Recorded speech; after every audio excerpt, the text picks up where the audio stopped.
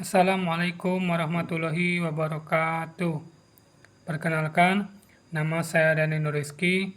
Saya dari kelas Informatika 1B. Hari ini saya akan membahas tentang materi komunikasi data. Apa itu komunikasi data? Komunikasi data adalah proses transfer data atau informasi digital dari satu perangkat ke perangkat lainnya, baik melalui saluran fisik atau kabel maupun nirkabel atau gelombang radio. Tujuannya adalah untuk memungkinkan pertukaran informasi yang efisien, cepat dan akurat antara berbagai lokasi atau sistem terlepas dari lokasi geografisnya.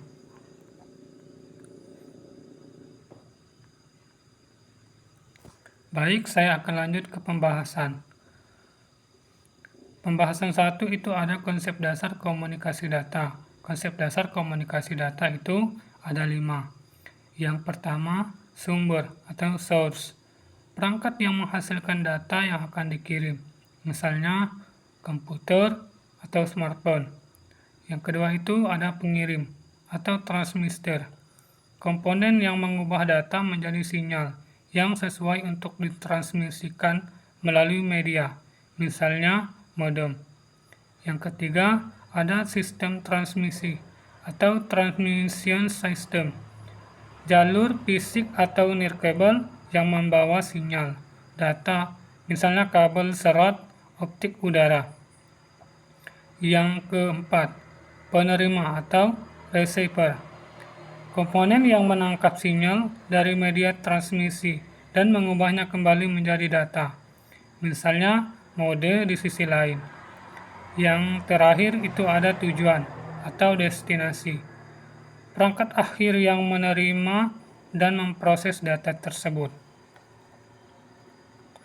Baik, saya akan lanjut pada pembahasan kedua. Pembahasan kedua itu ada peran penting komunikasi data dalam perkembangan teknologi. Komunikasi data memainkan peran fundamental dalam perkembangan teknologi modern. 1. Menghubungkan dunia.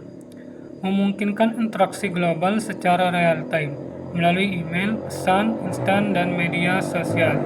Mengatasi batasan geografis. Yang kedua, dasar internet dan jaringan.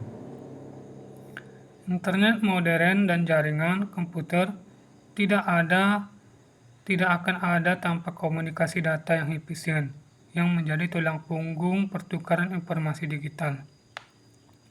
Yang ketiga, meningkatkan efisiensi bisnis.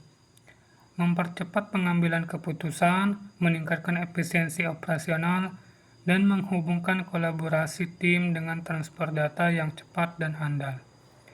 Yang keempat itu ada pendukung inovasi. Memungkinkan munculnya teknologi baru seperti Internet of Things atau IoT, komputasi awan atau cloud computing, dan kecerdasan buatan AI yang sangat bergantung pada konektivitas dan pertukaran data yang masif. Yang terakhir itu ada standarisasi. Protokol komunikasi data seperti TCP, IP, HTTP memungkinkan perangkat dari produsen berbeda untuk berkomunikasi dan bertukar data secara efisien dan konsisten. Baik, selanjutnya ada pembahasan ketiga. Di pembahasan ketiga itu ada komponen utama media transmisi dan protokol. Media transmisi berfungsi sebagai jalur fisik atau nirkabel untuk data dari pengirim ke penerima. Media dibagi menjadi dua jenis utama. Yang pertama itu ada media terpandu dan yang kedua itu ada media tidak terpandu. Yang pertama itu media terpandu atau guided media, menggunakan jalur fisik padat untuk memandu sinyal. 1. Kabel twisted pair terdiri dari pasangan kawat tembaga terpilih, umum digunakan pada jaringan telepon dan Ethernet. Yang kedua ada kabel koaksial atau koaksial, terdiri dari konduktor pusat yang dikelilingi mini isolator, dan pelindung luar. Digunakan pada TV, kabel, dan beberapa jaringan komputer. Yang ketiga itu ada kabel serat optik atau fiber optik.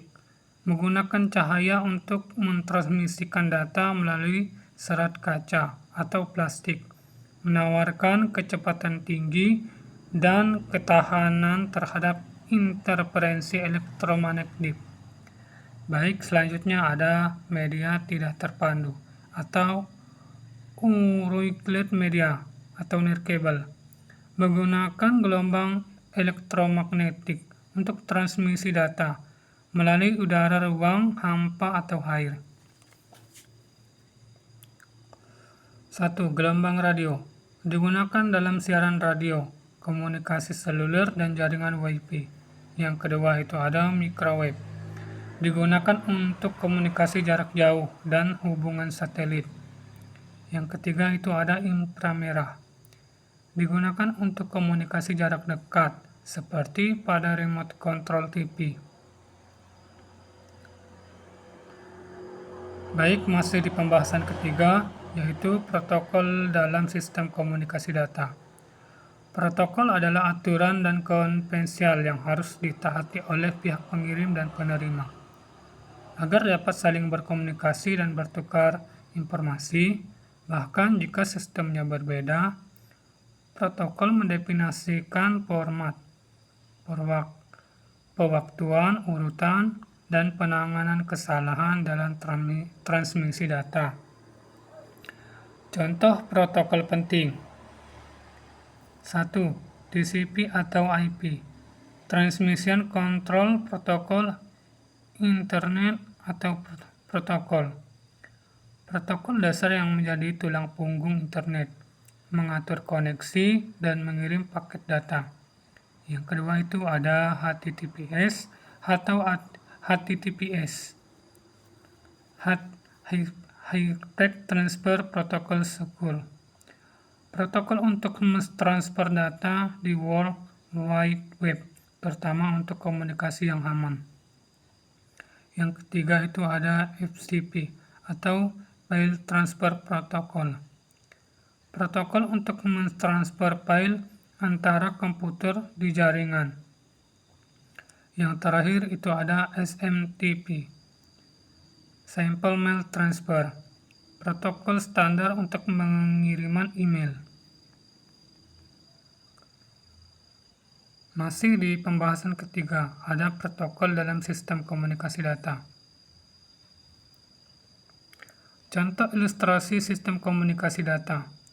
Sebuah ilustrasi sederhana dari sistem komunikasi data adalah ketika Anda membuka situs web dari laptop Anda menggunakan Wi-Fi.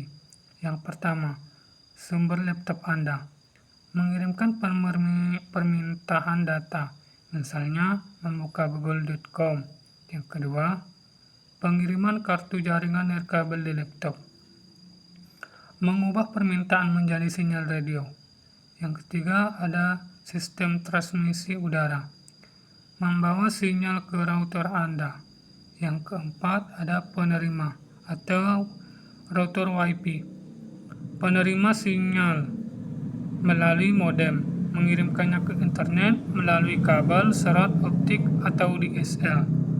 Yang kelima, data mencapai tujuan atau server Google yang merespon proses.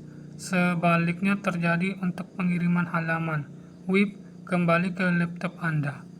Yang terakhir itu ada selama proses ini, protokol seperti TCP atau IP dan HTTP digunakan untuk memastikan data dikirim dan diterima dengan benar. Baik, selanjutnya ada di pembahasan keempat, yaitu mengidentifikasi tantangan dalam sistem komunikasi data.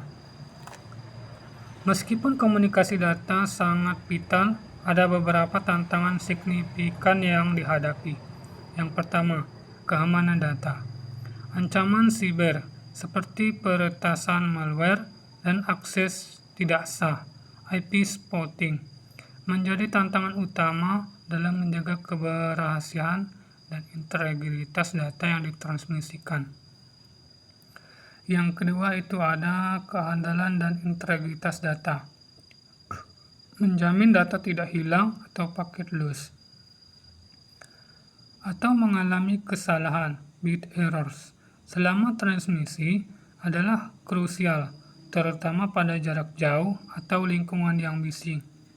Yang selanjutnya itu ada skalabilitas. Seiring meningkatnya jumlah perangkat terhubung atau IoT dan volume data yang ditransmisikan, infrastruktur jaringan harus mampu menanganinya tanpa penurunan kinerja. Yang keempat itu ada keterbatasan bandwidth. Kebutuhan akan kecepatan yang jauh lebih tinggi terus meningkat, sementara bandwidth yang tersedia mungkin terbatas di beberapa lokasi. Yang kelima itu ada interoperabilitas. Memastikan berbagai sistem dan perangkat yang menggunakan teknologi berbeda dapat berkomunikasi dengan lancar. Bisa menjadi kompleks meskipun protokol membantu mengatasi ini. Yang terakhir itu ada tantangan etika dan regulasi. Penggunaan data yang masif memunculkan isu privasi dan perlunya regulasi yang ketat dalam penanganan informasi pribadi. Baik, sekian dari saya, itulah pembahasan dari saya. Yang terakhir itu ada kesimpulan.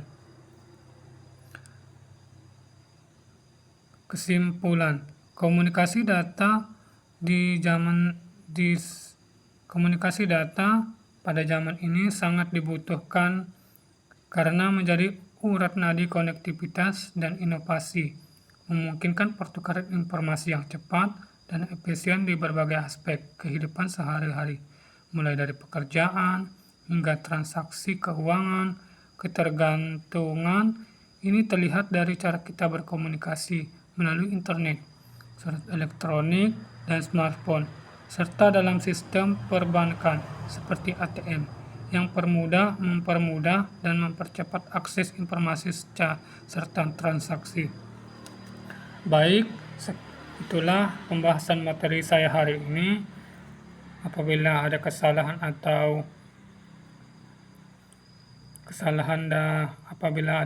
dalam pembicaraan saya mohon maaf. Assalamualaikum warahmatullahi wabarakatuh.